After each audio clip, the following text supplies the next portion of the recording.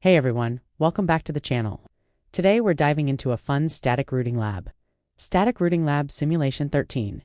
We will configure static routes between R1 and R2 to reach the ISP and the LAN behind R4. Let's get started. First, on router 1, we want to create a specific route just for the server at 10.0.41.10.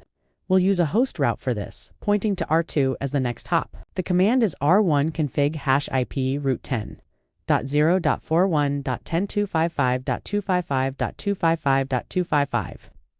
10.0.12.2, that's /32 mask ensures only traffic to that server uses this path. This is a host route over 32 mask equals only that server. Next hop is R2, task 2. On router 2, we need a way to reach the internet. Now we configure a default route on R2, pointing to the ISP. The command is r2 config #IP route 0.0.0.0, 0.0.0209.165.200.225 default route equals 0.0.0.0.0.0.0.0.0. This sends all unknown traffic to the ISP. This sends any traffic R2 doesn't know about straight to the ISP. Now for some redundancy. On R1, we'll set up a primary route to R4's LAN through R3. But what if that link fails? We'll create a floating static route through R2 with a higher administrative distance. Let's say 200. R1 config #IP route 10.0.41.0255.255.255.0.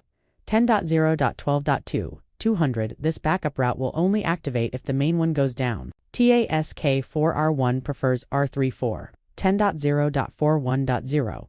24. Now we configure the primary route through R3 command. R1 config #IP route 10.0.41.0 255.255.255.0 10.0.13.2 lower AD default 1.